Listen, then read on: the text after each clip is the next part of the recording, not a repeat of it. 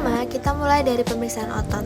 Langkah awal adalah inspeksi ukuran atau massa otot pada ekstremitas, kemudian membandingkan sisi kanan dan sisi kiri. Pemeriksaan memperhatikan apakah terdapat atrofi atau hipertrofi pada otot. Klien diminta membuka pakaian bagian lengan untuk mempermudah observasi bentuk otot. Selanjutnya, amati juga otot dan tendon untuk melihat apakah terdapat kontraktur atau malposisi pada bagian tubuh. Kemudian, lakukan uji kekuatan otot dengan meminta klien mendorong atau menarik tangan pemeriksa. Bandingkan kekuatan otot kanan dan kiri. Penilaian dilakukan menggunakan skala 0 sampai 5, yaitu 5 mampu melawan tahanan penuh, 4 mampu melawan tahanan sedang, 3 mampu melawan gravitasi, 2 dapat bergerak namun tidak mampu melawan gravitasi, 1 hanya terdapat kontraksi otot, dan 0 tidak ada kontraksi otot.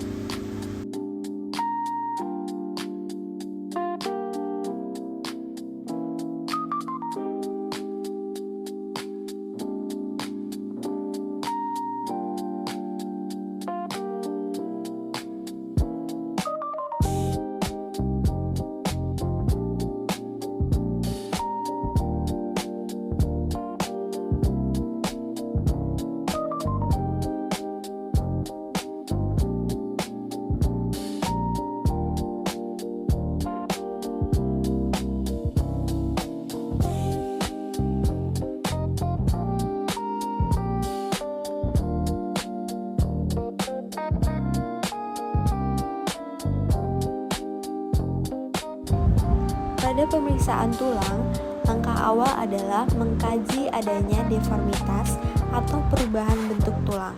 Selanjutnya dilakukan palpasi untuk menilai ada atau tidaknya nyeri tekan dan edema.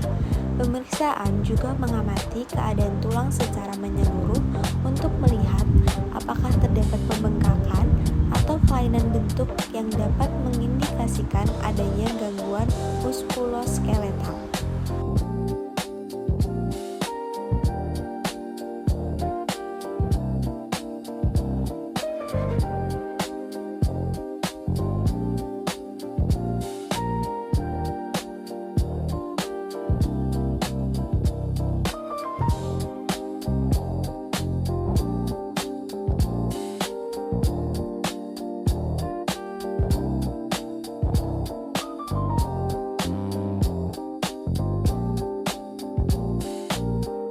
Pemeriksaan tulang selanjutnya adalah mengkaji tulang belakang. Kurvatura normal tulang belakang bersifat konveks pada bagian dada, serta konveks pada bagian leher dan pinggang. Beberapa kelainan tulang belakang yang perlu diperhatikan antara lain kelainan kongenital seperti spina bifida, seperti anomali medula spinalis, dan pemeriksaan ini penting untuk mendeteksi gangguan postur dan perkembangan tulang.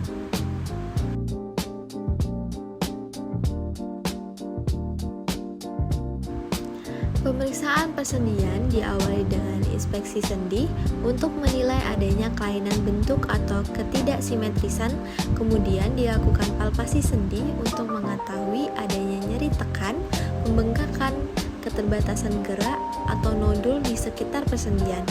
Benjolan di sekitar sendi dapat ditemukan pada kondisi seperti rheumatoid arthritis, gout, atau osteoartritis yang memiliki ciri khas masing-masing.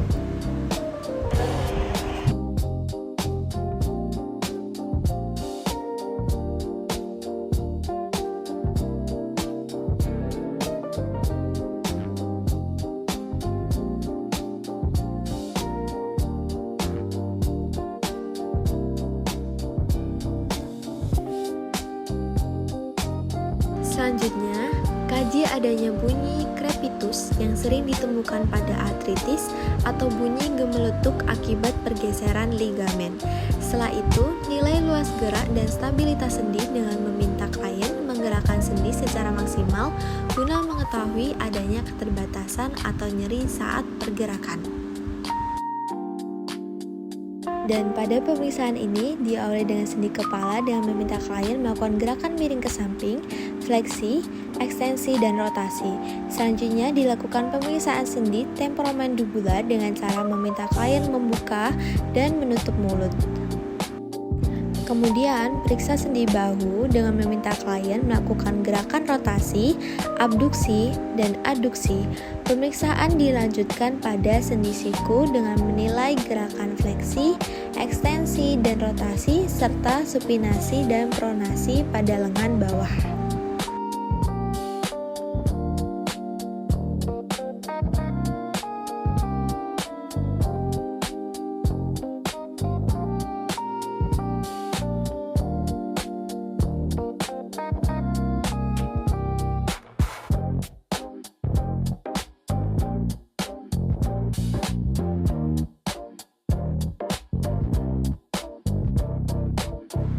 Pada pemeriksaan pergelangan tangan, minta klien melakukan fleksi, ekstensi, dan rotasi. Amati adanya deformitas pada telapak dan jari tangan seperti sindaktili atau polidaktili.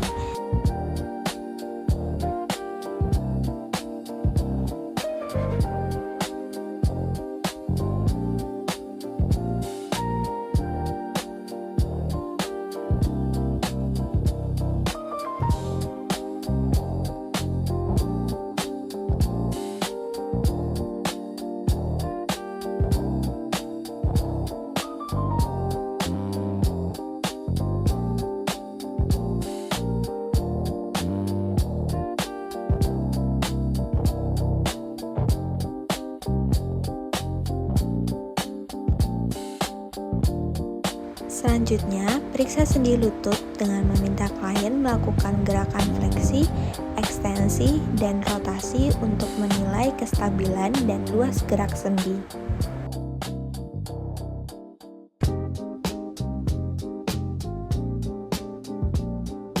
Pemeriksaan sendi diakhiri dengan menilai sendi pergelangan kaki melalui gerakan fleksi, ekstensi, dan rotasi. Terakhir, kaji adanya deformitas sendi seperti dislokasi atau pemendekan struktur sendi. Klien dapat diminta berjalan ataupun menggerakkan sendi. Bila terdapat nyeri atau perbedaan gerakan tersendi, hal tersebut dapat mengindikasikan adanya proses inflamasi atau gangguan sendi.